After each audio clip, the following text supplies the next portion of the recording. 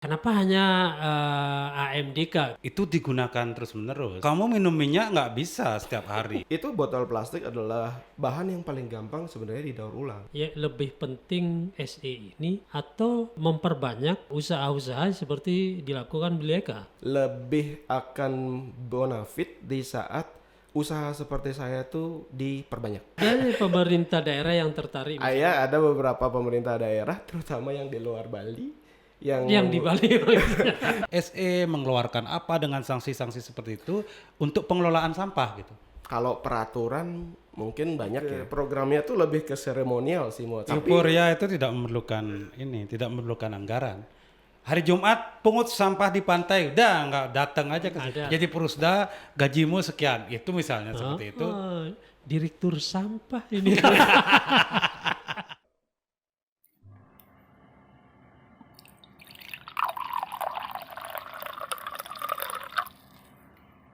Halo Timbal Tatkala, kembali kita di Lolohin Malu. Ini kita kedatangan tamu Siapa kenal? istimewa, Bang Eka. Eka siapa?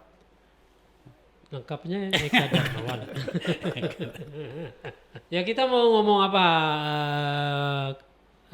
saat ini? Kan orang-orang pasti udah tahu kalau kita mendatangkan Eka Darmawan, dia adalah pengelola, owner, penggerak sekaligus pekerja gitu kan, sekaligus pengusaha itu di bidang daur artinya di bidang daur ulang plastik gitu kan, rumah plastik, sampah plastik itu menjadikan produk-produk yang bermanfaat itu hasil akhir yang belakangan ini aku tahu gitu kan. Kalau sebelumnya itu bisa menjadi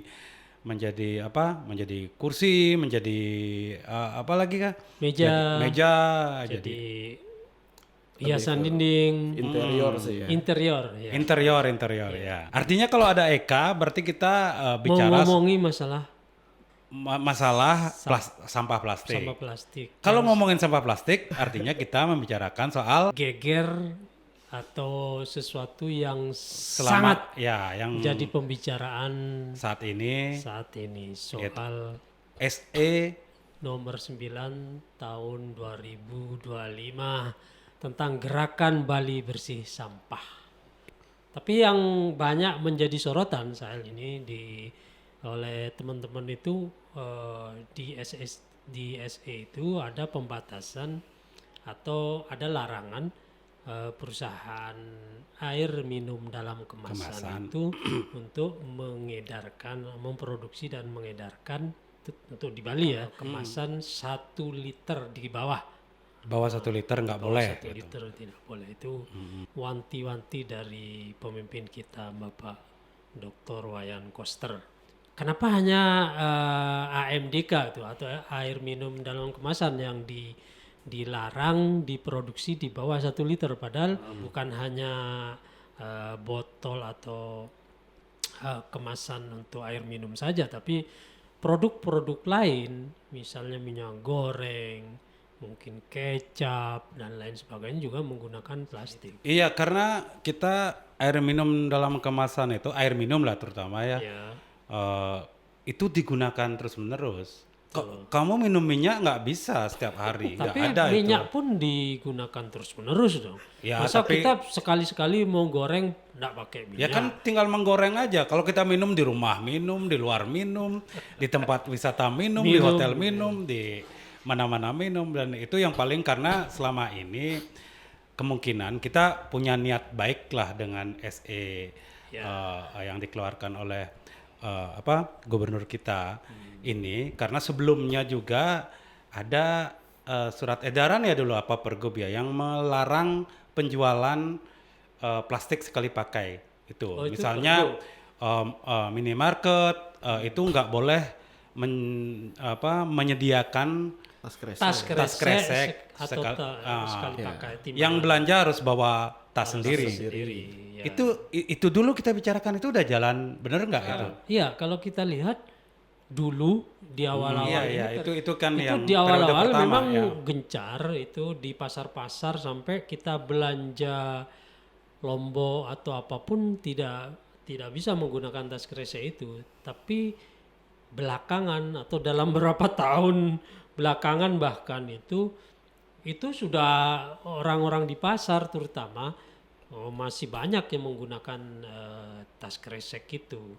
Ya kan kalau SE gubernur aku percaya aja sama gubernur kita bahwa SE itu ya bagus gitu kan. Sebenarnya semua aturan, semua undang-undang itu baik gitu kan itu.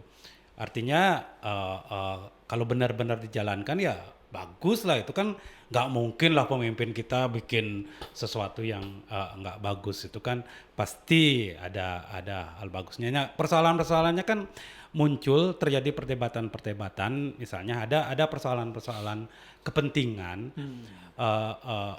yang terjadi, itu yang menimbulkan wacana. Ada tokoh politik yang bilang kalau ini SE ini diterapkan, kasihan desa adat, mereka sudah biasa menggunakan air mineral gelas itu yang dengan gampang dibeli berapa. Kalau ngaben itu kan memerlukan berapa dus itu. Betul. Banyak sekali memerlukan itu.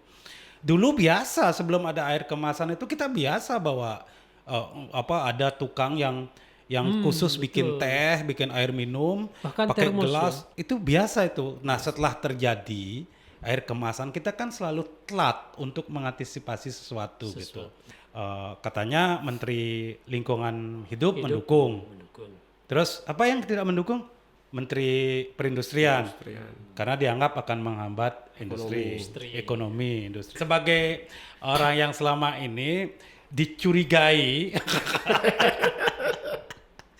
mengambil keuntungan dari ini, nggak usah lah, ini pasti ada yang curiga. Dicurigai sekarang yang berbuat baik menurut kita mengelola, dicurigai mengambil keuntungan dari sampah yang banyak gitu. Kalau tidak ada sampah, berarti Eka tidak untung, bener nggak itu nih? Tidak ada kerjaan gitu. Iya, tidak ada kerjaan gitu. Gimana nih, Eka? Wih, gimana ya ngomongnya kalau kayak gitu? Tapi bener sih, kalau umpamanya tidak ada sampah, ya berarti tidak ada rumah plastik. Tujuan saya bikin rumah plastik itu kan adalah untuk membalanskan sebenarnya antara kegiatan sosial dengan kegiatan bisnis sebenarnya. Iya. Jadi udah jelas nih, kita memang mencari keuntungan di sana untuk terus menggerakkan kegiatan sosial yang kita lakukan. Tidak bisa dipungkiri, bisnis lah yang buat saya itu bisnisnya lah yang menggerakkan roda sosialnya, pengumpulan sampah dan semuanya. Tapi asal tahu loh, tidak semua sampah plastik itu ada nilainya. Iya. Itu yang pasti. Dan efek dari SE ini keras banget. Kenapa? Karena kebanyakan orang ngumpulin sampah itu nyarinya botol dulu. Botol dulu yang dicari, baru sampah yang lainnya ngikut. Karena botol yang nilainya paling besar, aman, paling besar. Jadi sampah-sampah yang lainnya itu kayak apa ya, bonus gitu loh, kayak ember kalau umpamanya apa namanya itu gelas plastik gitu. Itu sebenarnya cuma bonus saja karena sasaran utamanya mereka itu adalah botol plastik. Karena itu yang paling aman. Nah, apakah dengan adanya SE ini botol plastik berkurang, jadi keinginan warga masyarakat untuk memungut juga berkurang karena nilai yang akan didapat lebih rendah? Kita nggak tahu nih.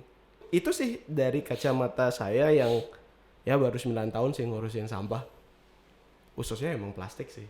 Selama ini pas SE itu turun, aku baca-baca, scroll di media sosial, di Google itu yang kontra terhadap SE ini adalah yang memproduksi air minum. Kebanyakan yang menolak.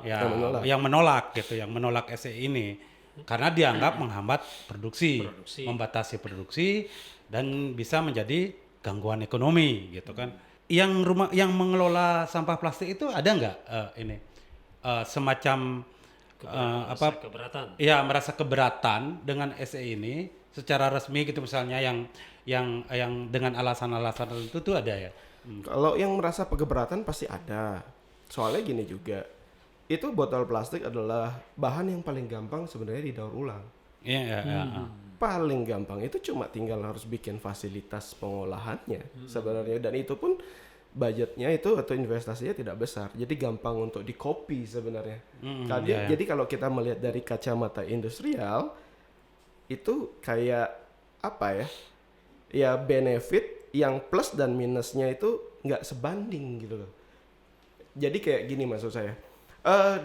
Dampak positif dari adanya itu tuh tidak hanya di lingkungan tapi juga ke masyarakat, ke perputaran ekonomi, ke gaya hidup kita, belum lagi penyerapan tenaga kerja. Dan itu bisa diamankan dengan sebenarnya cuma dengan satu aja udah cukup, bikin fasilitas pengolahan. Karena itu yang paling gampang sebenarnya. SE ini kalau misalnya secara tegas rumah plastik itu keberatan nggak dengan SE ini? Kalau saya pribadi, saya tidak keberatan. Rumah plastik memang saya desain dari awal itu untuk tidak terpaku dengan pola daur ulang konvensional. Jadi kayak daur ulang habis itu dibawa ke pabrik gitu lagi kan. Biasanya pengepul atau di mana bawa ke pabrik lagi. Tapi kalau kami di rumah plastik, kebetulan bahannya kami olah sendiri. Yang kami olah itu bukan cuma botol plastik aja, jadi seluruh jenis plastik. Jadi kami sudah mempunyai alur kami sendiri yang tidak terpaku dengan jalur daur ulang yang konvensional. Jadi buat saya fine-fine aja. Iya. Tapi kalau boleh memilih misalnya, apakah ya lebih penting SE ini atau memperbanyak usaha-usaha seperti dilakukan Bileka? Kalau saya lebih akan bonafit di saat usaha seperti saya tuh diperbanyak. Buat saya pribadi, plastik itu adalah bukti peradaban manusia. Dari mana kita beralih dari kertas, ya, dengan penebangan pohon dan semuanya, itu jadi plastik yang lebih murah, lebih ya dengan banyak kegunaannya lah. Yang jadi masalah kan setelah digunakan diapain? Kita tidak prepare di sana aja. Nah, Dan itu terlalu lama kita membiarkan hal seperti itu. Betul. Karena itu buat saya yang penting itu bukan mengurangi. Karena kita kalau kok feeling saya seakan-akan kita tuh tidak akan bisa lepas dari plastik ya. Semakin lama gitu. Yang jadi kayak obatnya, kalau vaksinnya gitu, ya siapin aja tempat-tempat daur ulang itu di setiap kabupaten satu umpamanya. Ya dan kolaborasikan dengan DLH ataupun desa, ya sudah seperti itu, buat jalurnya aja. Iya, di SE itu juga sudah ada kan bahwa setiap lembaga, setiap pemerintah, setiap harus membentuk lembaga-lembaga, unit-unit pengelolaan sampah. Artinya yang konvensional seperti itu tuh kita tahu lah udah sejak 10 tahun yang lalu hal-hal seperti ini dibicarakan. Tapi jalan atau tidak kan itu persoalannya. Kan itu sudah 10 tahun atau 15 tahun lah itu aku dengar itu orang daur ulang pemerintah membangun ini, membangun itu. Tapi persoalannya tidak pernah terselesaikan. Nah, apakah SE ini menyelesaikan persoalan-persoalan seperti itu gitu? Semua peraturan kan tergantung bagaimana dilakukannya, diawasi atau diaktifkannya gitu loh. Tapi cuma dengan setidaknya ada landasan hukum pertama. Itu sih menurut saya. Kayak payung hukum aja dulu gitu loh. Aktivitasnya di bawah ya kalau umpamanya ada pergerakan yang seperti itu berarti udah ada yang memayunginya kan ke sana. Itu aja yang saya lihat. Tapi efektif atau tidaknya ya tergantung dari aktivitas desa atau kelurahan ataupun siapa yang ada di SE tersebut mungkin. Apakah mereka punya anggaran untuk melakukannya? Bagaimana kita nggak tahu. Nah itu dia. Bukan pertanyaannya tidak seperti itu. Ya nggak ada pertanyaan. Karena sudah dari dulu itu ada atau tidak ada anggaran itu tidak jalan. Itu persoalannya. Masalah anggaran kan mereka tahu itu gimana caranya mendapatkan anggaran gitu. Itu persoalan-persoalan. Artinya gini, SE ini awalnya kan sepertinya ini perdebatan antara industri dengan orang yang mencintai lingkungan gitu. Iya. Artinya gubernur kita dengan SE ini berpihak kepada pecinta lingkungan gitu atau dengan cara inilah kita bisa memperbaiki lingkungan Bali gitu. Betul. Sampai di situ kita sudah mendukung 100%, 200%, 300% lah, gitu kan gitu. Tapi ketika kemudian mengganggu kehidupan perekonomian gitu misalnya, kalau misalnya terjadi itu, bahkan juga bisa mengganggu, kan kita nggak pernah tahu nih karena tidak jalan, bisa mengganggu juga kehidupan sosial. Saya malah tidak yakin soalnya itu belia. Soalnya balik lagi, si pengumpul sampah itu kebanyakan mereka itu bergerak berdasarkan pendekatan nilai. Mereka bergerak karena ada nilainya. Iya. Nah, di saat produk yang ada nilainya itu berkurang, apakah mereka akan tetap memilih jadi pengumpul sampah atau gimana? Itu jadi kayak apa namanya? Kayak dilema juga Ada sih. banyak pengumpul sampah nanti yang dirugikan. Iya, dari kemarin itu kalau kita membicarakan soal SE ini, ada banyak hal sebenarnya. Kita tidak bisa berpihak. Misalnya gini, kalau ada pertanyaan seperti ini, gimana kita menjawab gitu? Pertanyaannya Eka tadi, kalau sampah berkurang, apakah kita berpihak pada tidak ada sampah, atau kita berpihak pada orang yang memungut sampah? Kan gitu jadinya. Dua-duanya bisa salah dan dua-duanya bisa benar gitu kan. Itu. Apakah kita berpihak pada perilaku kita yang sangat manja gitu misalnya, dimanjakan oleh minuman kemasan. Ini kan sebenarnya kita korban dari gaya hidup gitu sebenarnya yang tidak kita sadari, yang memang harus berjalan gitu. Betul. Kan harus kita hadapi gitu. Kita tidak menyalahkan itu. Kita sudah terkadung manja. Kemanjaan itu sudah lama. Ini persoalan perilaku ini. Itu yang aku maksud, bisa terjadi perubahan sosial gitu kan. Ada orang yang tidak setuju sama SE ini hanya karena hal kecil dari gaya hidupnya dia hilang gitu kan itu. Ya, masa gara-gara ngaben atau gara-gara upacara tidak bisa membeli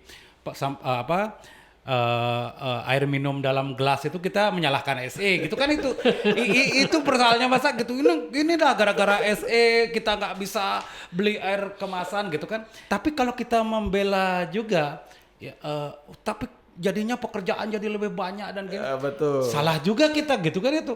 Ini serba salah gini kan. Pisaunya ada dua mata nih. Iya itulah. Kalau hanya ada sampah botol plastik ukuran 1,5 liter saja, itu kalau hitung-hitungannya masih ada nggak yang memungut? Kan nilainya juga bisa karena ini gede, nilainya bisa lebih tinggi. Bisa seperti itu hitung-hitungannya. SE itu dibikin supaya tidak membuat atau memproduksi air minum dalam kemasan di bawah itu agar tempatnya itu tidak dibuang gitu. Kan gitu. Ya. Agar tempatnya tidak dibuang, plastiknya itu bisa digunakan lagi. Enggak, yang di atas 1 liter tetap nggak bisa digunakan. Yang ukuran 1 liter 1,5 atau 1,2 itu ya, 1,5 itu. Ya tetap nggak bisa digunakan itu. Sama botolnya, jenis botolnya dengan yang tanggung gitu. Dan itu akan jadi sampah. Jadi kenapa harus yang di bawah 1 liter? Kalau bayangan saya itu, kenapa yang di bawah itu yang dilarang? Karena yang di atas 1 liter itu botolnya itu bisa dipakai lagi. Kalau sama-sama dibuang, sih ya. Karena plastik itu kan nggak bisa dipakai lagi. Kalau sama-sama dibuang ya sama aja. Kenapa tidak sekalian dilarang? Tapi sampahnya lebih sedikit itu kan. Lebih sedikit sampahnya. Itu dasar pikirannya ya. Nah, jadinya gini, solusinya kalau tidak ada galon, ada mobil tangki gitu misalnya. Kalau ngaben itu ada mobil air kemasan tangki, terus ada keran. Orang-orang pemeda di Besakih gitu misalnya tinggal bawa tumbler, tinggal bawa ini. Nah, yang akan banyak itu tumbler gitu kan. Iya, betul. Nah, yang kita bicarakan sekarang itu tumbler itu bisa jadi sampah nggak ya? Bisa. Bisa didaur ulang. Itu lebih sulit malah. Karena jenis plastiknya itu lebih khusus dan kalau kita kalau saya melihat dari segi ekonominya itu lebih murah, harganya lebih rendah. Artinya kemungkinan kalau ini jalan, berarti sampah tumbler yang banyak. Kemungkinan. Nah, tumblernya dari apa dulu nih? Tapi tumblernya kan tidak mungkin dibuang setiap saat, mungkin setahun sekali udah. kurang bagus baru dibuang. Gitu. Ini Itu soal pikirannya ke sana sebenarnya. iya ini pikiran ideal. Ini pikiran ideal ya. Tapi kan kalau melihat perilaku kita, Oke, Senin ini. Hari Selasa warna merah. Nah, hari itu. Rebo warna kuning. membiasakan membawa tumbler itu bukan persoalan pemaksaan dengan SE atau apa. Ini persoalan kesadaran. Persoalan perilaku. Bawa dompet aja sekarang males, sudah ada main scan. Iya, itu artinya zaman ini. Zaman itu sudah berubah. Kamu bawa pulang keluar ke objek wisata gitu misalnya. Kamu pakai baju terus nggak bawa apa-apa, tinggal singgah di minimarket, tinggal singgah di mana, kita sudah dapat. Nah, kita akan mengubah perilaku ini. Tapi kalau itu bisa, itu bagus juga kan kalau bisa. Yes. Ini kan persoalannya satu tumbler kita beli, kita sayangi, kita pakai 5 tahun, 10 tahun seperti kita menyayangi mobil gitu misalnya. Ya aku curiga sama diriku ini sebenarnya. Aku sering lupa bawa tumbler. lupa itu gini. Terus kita membeli lagi gitu. Iya. Karena kan kita harus pakai tumbler gitu kan. Tumbler lumayan mahal loh. Ya, tapi kan kita dikasih beberapa ini kalau di bank itu ada yang bank ngasih hadiah. Acara-acara juga sekarang tumbler hadiahnya gitu kan. Kita jadi banyak punya tumbler. Nah, tapi orang-orang sekarang itu susah sekali merawat benda itu. Kenapa orang membeli air kemasan tanggung? Karena gampang dibuang gitu. Efisien. Nah, sebenarnya SE itu tujuannya itu, Le.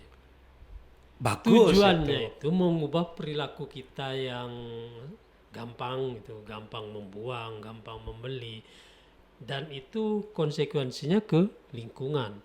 Karena itu dikeluarkan, ini pikiran saya, dikeluarkan SE itu supaya perilaku kita itu berubah, jangan gampang membuang, jangan gampang. Kalau misalnya air mineral gelas itu kan sangat mudah kita dapat, sangat mudah kita buang.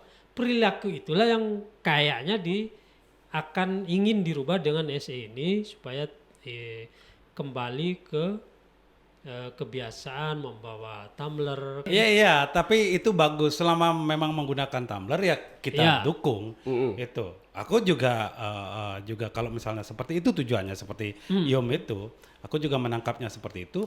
Ya itu benar gitu kan itu. Iya. Tapi kan ada tugas tambahan. Mengubah perilaku di zaman seperti sekarang itu susah sekali. Siapa yang ini? Ada nggak di SE itu? Dan nyiapin tempat refill ya pastinya. Iya, itu dah. Itu. Tapi di SE ini rasanya ada juga sanksi. Tapi sanksinya itu lebih ke desa, ada beberapa ancaman gitu loh kalau desa atau desa adat itu tidak melaksanakan pembatasan penggunaan sampah plastik itu akan sanksi ini, pencarian dan bantuan dana. Itu dari dulu tuh pemaksaan ya dalam rangka mengubah perilaku. Jadi SE itu diharapkan selain membatasi atau mengubah orang biasa minum dari kecil ke besar gitu pakai tumbler itu kan besar tuh dibandingkan gelas. Dia juga bertujuan untuk mengubah perilaku gitu. Iya, itu benar itu. Nah, yang dilakukan Eka ini juga persoalan perilaku.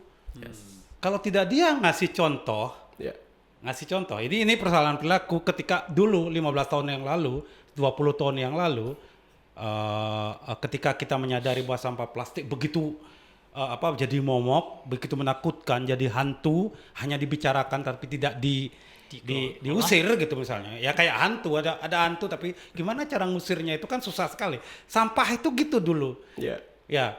Tapi perilaku orang untuk memungut sampah, untuk mengumpulkan sampah, untuk memisahkan itu dari dulu dan sampai sekarang itu belum terjadi itu dengan kebiasaan. Betul.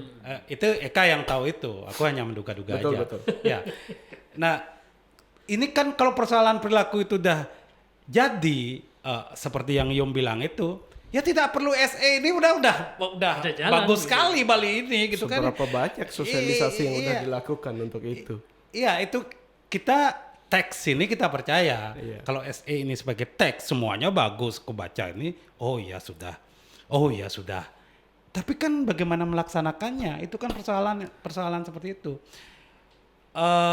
Ada nggak usaha nanti bikin usaha apa daur ulang tumbler? Kalau sebenarnya daur ulang tumbler pun sampai saat ini kita sebenarnya udah melakukan ya. Kita melakukannya semua jenis plastik tanpa terkecuali sebenarnya beli. Cuma pendekatan yang selalu kita bawa ke masyarakat itu mungkin itu yang berbeda karena kami selalu membawa pendekatan nilai. Kayak kita tidak bisa berbicara tentang kesadaran di saat mereka masih bingung besok mau makan apa. Itu yang saya temuin di lapangan. Jadi karena itu ayo kumpulkan plastik ditukar dengan nilai sekian atau saya bayar dengan nilai sekian. Jadi pengumpulan tetap jalan dan effortnya mereka itu terbayar langsung dirasa gitu loh. Itu yang saya lakukan. Cuma yang sering terjadi itu adalah di saat kita melakukan, kalau dulu nih ya, harga plastik itu naik turun. Itu yang selalu jadi masalah dulu. Jadi kalau dulu kita ayo kumpulin sampah plastiknya nanti kita beli 2.000 per kilo. Pokoknya kayak gitu yang saya dulu edukasi tuh sama Ganesha sama teman-teman. Habis itu di saat masyarakat, bisa ya, ayo ngumpul mereka. Dikumpulin sampah. Di saat mereka ngumpulin itu sudah terkumpul barangnya, harga jatuh. Itu keadaan dulu ya, keadaan kami dulu.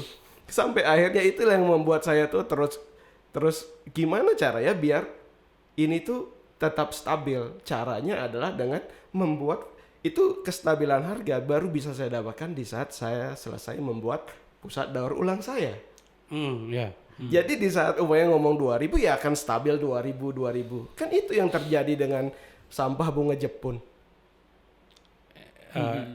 Kan tidak ada edukasi, tidak ada peraturan soal itu, tapi orang-orang pada berlomba ngumpulin dan dikumpulinya secara sadar, effort gitu. Karena ada nilainya. Saya ingin membawa itu ke ranah sampah plastik. Bunga Jepun baru ada di saat ada yang nanam. Sampah plastik bisa ada di mana-mana. Tanpa gak peduli musim kemarau, gak peduli di gunung atau di pantai. Segala tempat ada. Cuma yang tidak pernah bisa fix itu adalah alurnya, tempat daur ulangnya yang tidak pernah ada. Sampai saat ini semuanya masih ngumpul di Jawa semua sih. Di Bali nggak ada. Di Bali itu kalau daur ulang plastik itu baru satu. Kalau daur ulang satu jenis barang aja ada.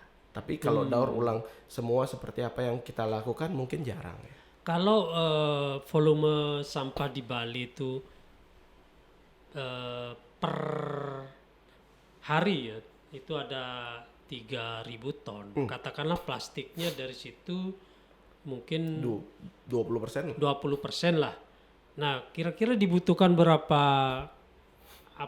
pengusaha daur ulang supaya persoalan plastik di Bali itu bisa tertangani? Lebih enak satu kabupaten satu deh.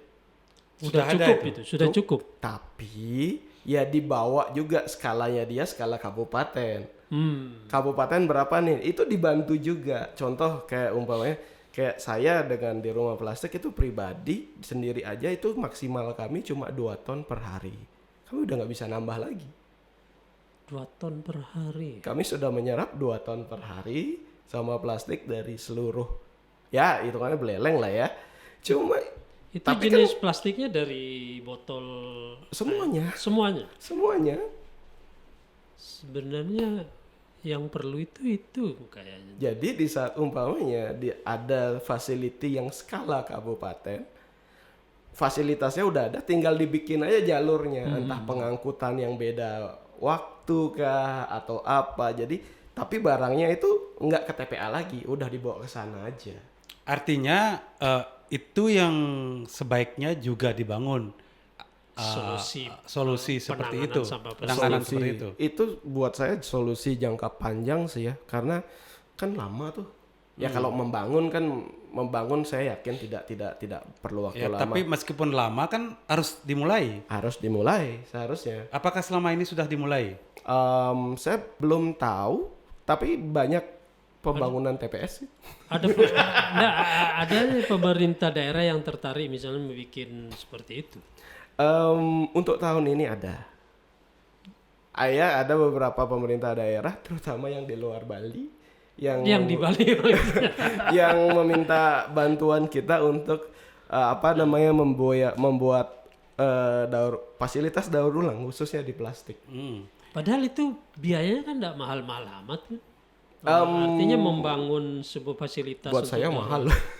Ya, enggak maksudnya bagi pemerintah gitu. Ya kan saya nggak tahu kantong pemerintah segimana. Buat saya. Nah, artinya gini, Kak, aku nanya, sebelum SE ini tuh muncul, pembatasan produksi itu. botol air minum dalam botol kemasan di bawah 1 liter, yang artinya juga membatasi produksi sampah botol di bawah 1 liter. Artinya sebelum itu ada nggak keseriusan pemerintah untuk mengeluarkan SE, mengeluarkan apa dengan sanksi-sanksi seperti itu untuk pengelolaan sampah gitu? Kalau peraturan mungkin banyak ya. Saya nggak hafal tuh. Saking peraturan. banyaknya. Ya, saya kan kebanyakan ngurus sampah ya, nggak ngelihat kayak gituan, males ngapal kayak gituan. Program-program juga banyak. Iya. Tapi itu lebih ke programnya tuh lebih ke seremonial sih menurut saya. Nah, itu dia. Ya bersih-bersih. Oke, kita bersih-bersih pantai. Ngumpulin kita dengan sekian 200 orang ngumpulkan 100 kilo, 200 kilo sampah plastik. Nah, kami diam-diam dengan beberapa segelintir orang ngumpulin 2 ton per hari. Makanya buat saya itu lebih banyak seremonial. Ini main logika aja. Kalau misalnya itu SE ini nggak ada, produksi di bawah 1 liter, produksi air kemasan di bawah 1 liter itu masih terjadi, dan kalau kita serius mengelola sampahnya, proses daur ulangnya dengan membangun di setiap kabupaten seperti yang Eka katakan tadi, artinya aman ya? Kalau umpamanya SE ini tetap dilakukan, umpamanya dan dibuat facility, itu sebenarnya sudah langkah yang bagus. Cuma takut saya adalah niat untuk ngumpulin itu nggak ada. Karena yang bernilai udah dikit. Iya. Kecuali kalau kita berbicara masalah petugas-petugas yang sudah dibayar oleh negara, ditugaskan untuk mengumpulkan, ya sudah. Tapi kan kebanyakan yang ngumpulin sampah itu orang-orang non formal, bukan orang-orang formal nih. Di TPA kita saja itu lebih dari ratusan orang yang memilah sampah tanpa dibayar oleh siapapun. Mereka di sana jadi sumber penghasilan mereka di TPA kita aja nih. Yeah. Nah, itu mereka melakukan kan karena ada nilainya.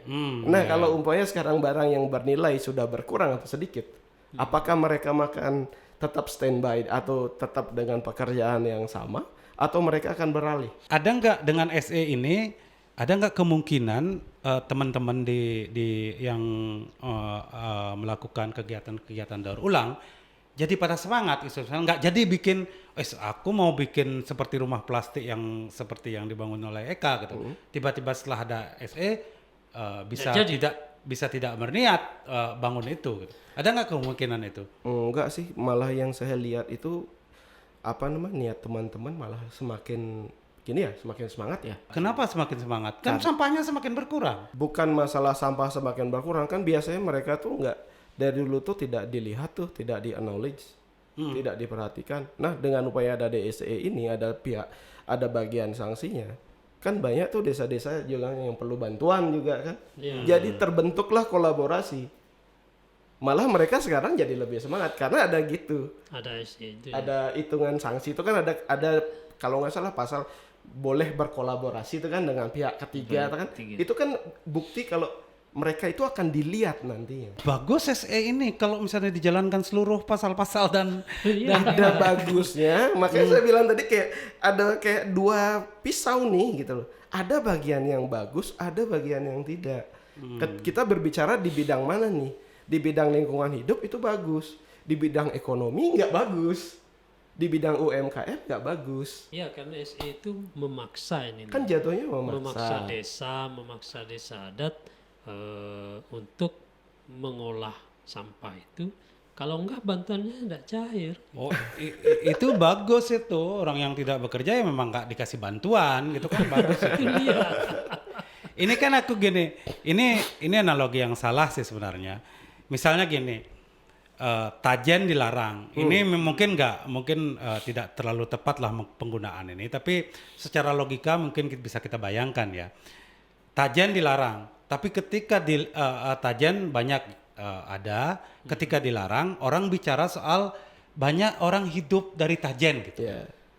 Nah, bisa nggak itu berlaku? Misalnya seperti ini, sampah banyak, kalau tidak ada sampah, berarti orang tidak bisa hidup dari sampah gitu. Bisa, sangat bisa. Berarti nggak benar ini analoginya dengan tajen. Kalau tidak ada tajen, kalau tidak ada tajen, artinya kalau ada tajen kan orang ngomong-ngomong gini, kalau tidak ada tajen dagang nasi tidak bisa jualan, dagang sate banyak yang UMKM kan gitu kan. Sebenarnya kalau kita ngomongnya bisa ya jualan di luar, ngapain jualan di tajen gitu, kan gitu. Tapi analogi ini bisa dipakai ke persoalan ini gitu. Sebenarnya bisa dibawa ke sana. Tetap hidup ya, tetap bisa orang hidup, tapi cuma perlu waktu kan. Mereka harus merubah bisnis, merubah apa, kejatuhan pertama itu pasti ada, habis itu naik lagi. Kita tidak bicara masalah produsen deh, produsen mungkin 1, 2, 3 biji doang, tapi yang banyak itu kan distributornya yang menggantungkan. Oke lah, satu distributor punya berapa staff, rentetannya kan ke sana juga. Ya, kita tetap berharap ini jalan dengan baik. Kalau misalnya kalau kita baca satu persatu, itu memang menguntungkan kita. Menguntungkan kita kan, kita bukan orang industri. Artinya kita terbantukan dengan itu. Cuman ya kita memang perilaku itu, kalau kita kan bisa ngubah perilaku untuk beli air gelas gitu karena efisiensi dan lain-lain. Itu persoalan itu. Kalau ini tidak jalan, apa kemungkinan tidak terjadi hal buruk yang terjadi kalau ini tidak jalan? Ya nggak bagus. Tapi ya akan sama dong. Misalnya gini ya. Tidak jalan itu gini, yang kemungkinan terjadi itu maksudku gini. Artinya di desa adat lembaga-lembaga tidak mengelola sampah dengan bagus. Sementara sektor industri misalnya secara diam-diam kan kita tahulah seketat-ketatnya peraturan yang selama ini ada aja celah untuk melanggar gitu. Seperti dibilang tadi tas kresek itu. Tas kresek buktinya tetap ada gitu. Diam-diam itu kan ada sampahnya. Toko plastik tuh tambah ramai. Iya, celah-celahnya ada. Tambah buka cabang ya. Kalau tidak jalan itu gimana kemungkinannya? Kalau saya sih, kalau ngelihat dari sudut pandang desa dinas dan desa adat, seperti kalau ngelihat dari tata bahasa pasalnya ya, itu aman sih. Karena bahasa yang ada di sana tuh tidak menjalankan, bukan tidak menyelesaikan. Harus menyelesaikan. Jadi selama mereka menjalankan, ya sudah aman. Karena bahasa di pasal itu kayak gitu. Kalau di bagian desa dinas dan desa adat, yang strike itu ada di bagian swastanya. Di swastanya? Itu udah produsen, distributor, itu yang keras. Karena di bagian desa dinas dan desa adat, di sana itu bahasa yang keluar itu adalah tidak menjalankan. Jadi selama dia menjalankan, walaupun hasilnya belum ketemu, aman. Jadi kan kalau menjalankan ya tidak harus baru menjalankan langsung selesai, kan ada juga progres gitu. Ya penting bertahap gitunya. Itu kan buat saya yang penting sudah melaksanakan. Ya penting sudah melaksanakan SE itu. Untuk melaksanakan dengan baik, apa yang harus dilakukan? Pemerintah Provinsi Bali, pemerintah pusat, pemerintah ini apa yang harus dilakukan? Yang paling pertama kalau dari saya pribadi, saya harus ngelihat berapa anggaran yang dimasukkan di program lingkungan sih. Saya nggak berani lagi ngelihat program ini, kita ngelakukan program ini anggarannya berapa. Karena buat saya keseriusan pemerintahan itu dilihat dari pengalokasian anggaran. Kalau saya nih, kenapa? Karena dari kemarin kan banyak juga tuh acara-acara kayak Oke, bersih-bersih sini, bersih-bersih sini, bersih-bersih sini, kayak gitu kan. Belum lagi dengan semua euforia yang terjadi di sana. Euforia itu tidak memerlukan anggaran. Hari Jumat pungut sampah di pantai, udah nggak datang aja ke situ. Ada lah, anggaran untuk galon dan tumbler itu. Nah, ditambah lagi kayak gini maksud saya. Kan sekian banyak TPS yang dibuat di Bali. Coba saya nggak tahu berapa persen yang jalan. Saya nggak tahu. Saya benar-benar tidak tahu. Banyak dari mereka itu yang bahkan Tapi menurut Eka itu yang harus dimaksimalkan. iya, cuma yang kayak gini yang saya lihat itu adalah sama kayak bikin restoran ya.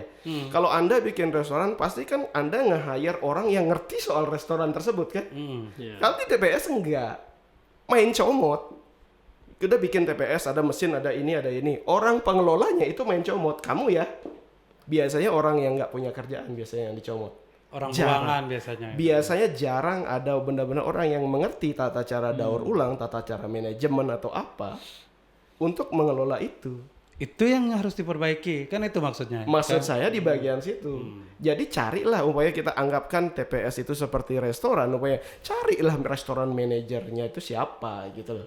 Kalau memang nggak ketemu dari dalam desa, ayo dari luar desa dulu yang benar-benar gitu. Sekian bulan upayakan di sana ada transfer knowledge kayak kan bisa jatuhnya mengimbangi gitu loh. TPST aja dulu diaktifin. Berarti itu yang perlu dilakukan pemerintah sebenarnya. Ya. Apakah selama ini mungkin pemerintah tidak tertarik dengan usaha-usaha seperti dilakukan oleh Eka itu? Tidak tertarik. Atau mereka tidak ngerti Kalau feeling saya kayaknya terlalu banyak yang orang yang ngomong di samping mereka sih. Jadi mereka sampai bingung siapa yang mereka harus percaya. Aku kan menyimpulkan ini rumah plastik udah sukses, udah berhasil gitu kan. Artinya menangani sekian persen persoalan-persoalan sampah selama ini gitu. Ya. Pemerintah belajar nggak ke rumah plastik atau ke tempat-tempat yang seperti rumah plastik yang ada di Bali? Gitu? Agak bingung juga ya beli ya. Soalnya kalau umpamanya belajar, saya tidak ngelihat ada buktinya. Dan seandainya anehnya tuh yang belajar siapa, yang melakukan siapa. Itu dua orang yang berbeda. Mungkin hanya lihat-lihat. Mungkin lihat-lihat. Artinya persoalannya bukan pada SE, persoalannya adalah pada pelaksanaannya gitu. Serem-serem itu pasalnya itu kan. Tapi kan pemerintah daerah jalankan, nggak ada anggaran gitu kan. Dan seperti dibilang Eka tadi itu, petugasnya itu petugas yang tidak mengetahui bagaimana cara mengelolanya gitu. Betul. Dan jujur aja ya beli ya. Kita kan di rumah plastik 9 tahun kita ngurusin sampah. Ada satu bagian di kami yang saat ini yang gajinya paling gede, tapi paling sulit dicari. Apa itu? Itu tukang sortir. Itu kalau di kami. Kamu belajar jadi tukang sortir ya. Kalau umpamanya di tukang sortir di kami, itu gajinya di atas UMR, itu di UMR Bali. Ya, tapi cuma maksudnya sortir plastik. plastik ini yang kualitas sekian. Iya, jenis ini yang PP, ini yang HD, ini yang PET, itu kan kami latih. Pastinya kami latih karena tahu ilmu itu tidak tersebar dengan bagus ya. Gitu. Kami latih seperti itu. Kami kasih gaji yang sesuai lebih dari UMR. Tapi sampai saat ini kami nggak ketemu orangnya yang mau. Sampai saat ini. Pemerintah nggak melakukan kerjasama untuk mencetak atau melahirkan petugas-petugas seperti itu. Kalau umpamanya jatuhnya itu asal kerja, ini bedanya kami dengan di rumah plastik, hitungannya itu jelas. Kami itu ada target ya tipe swasta lah ya. Kan kita bahasanya sosial bisnis nih, ada bisnis yang harus kita. Ada hitungannya jelas. Tapi kalau umpamanya adalah main kerja tanpa target itu kami nggak bisa. Iya. Tapi kalau makanya yang dari gitu kita di rumah plastik itu apa yang gaji yang mereka dapatkan sesuai dengan apa yang mereka lakukan, effortnya, gitu kerjanya. Itu yang sampai saat ini tuh bahkan kami nggak bisa dapatkan. Sudah ini sisa 1 orang. Saya sudah mulai nyari dari tahun 2022. Belum ada yang mau sampai sekarang. Sebenarnya itu lowongan yang bagus itu kalau mau itu ya. Dan Enggak, ini kalau misalnya itu serius juga dari 10 tahun yang lalu atau dari 20 tahun yang lalu apalagi tidak perlu ada SE. ya Per- itulah. Tidak ada lagi pemikiran sampah kalau misalnya seperti yang dilakukan Eka itu sudah terjadi sejak 10 tahun yang lalu dan ada di setiap kabupaten. Nggak khawatir lagi kita dengan sampah air minum Iya. dalam kemasan tanggung, nggak khawatir. SE ini muncul kan karena kekhawatiran itu. Kekhawatiran ada Sebenarnya banyaknya sampah di bawah pelatihan 1 liter pemilihan itu. sampah itu luar biasa ya.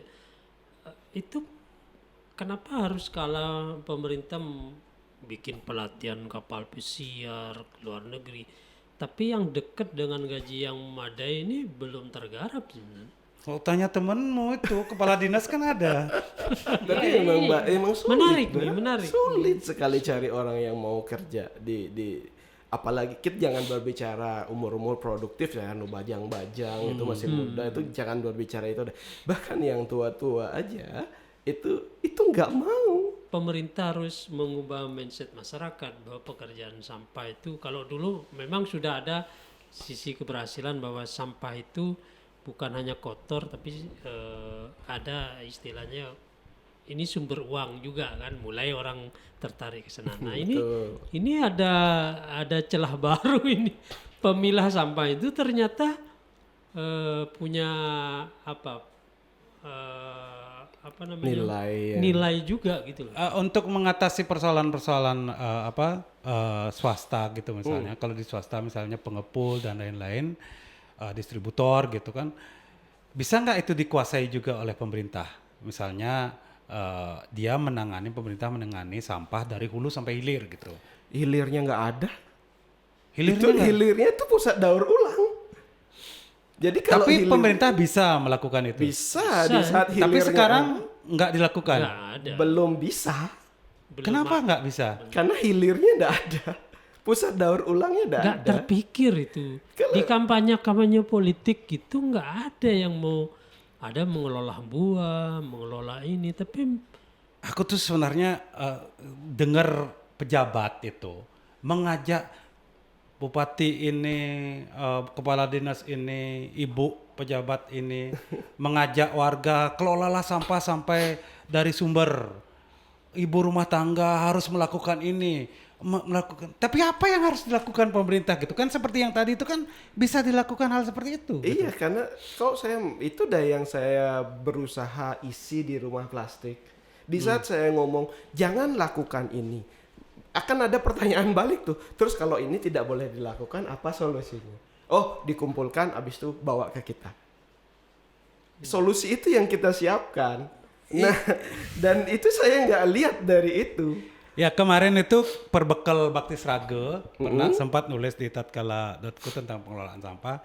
Dia melakukan, dia baru datang dari Pak Asmarda dari Jepang gitu. Yang paling penting itu adalah pembagian tugas gitu kan, antara pemerintah, sektor swasta dan masyarakat gitu. Betul. Kan. Salah tiganya itu kan, Betul. pembagian tugas itu. Aku melihat selama ini masyarakat aja, kita aja yang disuruh pilah sampah dari ini gitu kan, sementara pemerintah apa tugasnya, menghimbau saja atau mengajak saja atau kan harus bisa membangun seperti yang dibilang sama Eka tadi. Hilirnya itu bisa dibangun kan? Kalau menurut saya semuanya itu akan selesai di saat hilir jadi sebenarnya ya.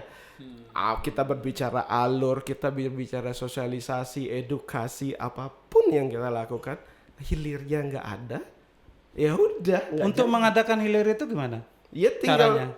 Itu gampang sekali. Sudah banyak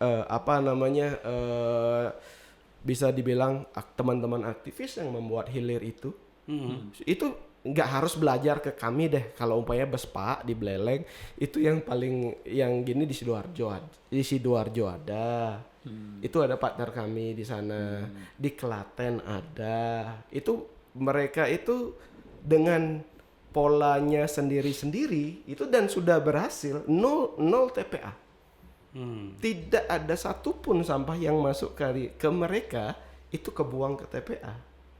Bang Eka, Kalau melihat manfaat dari pengelolaan di hilir, kemudian juga ternyata ada nilai ekonomi yang lumayan ya, pengelolaan sampah itu. Menurut Bang Ega perlu nggak kira-kira pemerintah supaya serius ini? Jangan hanya bikin perusahaan air minum, perusahaan pasar, perusahaan apa. Perlu nggak perusahaan Sangat layak. sampah? Sangat layak. Tapi cuma itu Persida ya. maksudnya. Iya, perusahaan daerah yang Perusahaan khusus daerah. menangani sampah sangat. karena kalau itu dibebankan sama tugas-tugas tupoksi birokrasi gitu misalnya, bisa nggak jalan. Dia harus menyentuh persoalan-persoalan ekonomi, bisnis gitu. Betul. Kalau kita memang setuju nih kalau sampah plastik terutama itu ada nilainya. Iya, tapi dengan catatan itu diproses. Banyak nih yang soalnya nih banyak kekeliruan di sana, seakan-akan ngumpulin jual habis itu merasa untung. Itu sebenarnya nggak untung. Keuntungan itu baru ada di saat sampah itu terproses. Jadi dia harus punya kemampuan untuk mengumpulkan dan memproses. Karena jalur marketingnya penjualannya itu percaya atau tidak itu unlimited demand. Beberapa pun punya selama spesifikasinya sesuai itu akan terserap ke industri. Itulah industri daur ulang. Sebenarnya peluang bisnis yang luar biasa kan? Kalau kita melihat dari kacamata ekonomi, ada peluang yang bisa dimanfaatkan sambil menyelesaikan masalah. Itu Yom. harus gini jadi kalau kata Bleka itu peluang membuka perusahaan daerah bagi pemerintah cukup besar dan menjadikan ekonomi. Tapi mungkin tidak ada yang mau menjadi dirutnya atau jadi pengelolanya. Nanti dibilang dirut sampah gitu. Iya. Kita aja yang maju gitu belajar semalam Pak Eka. Enggak, bukan kita maksudnya itu bisa nggak kamu jadi direktur Perusda sampah. Ya, daripada kamu bikin itu nanti aku akuisisi lah itu kan. Jadi Perusda gajimu sekian. Itu misalnya seperti itu. Direktur sampah ini.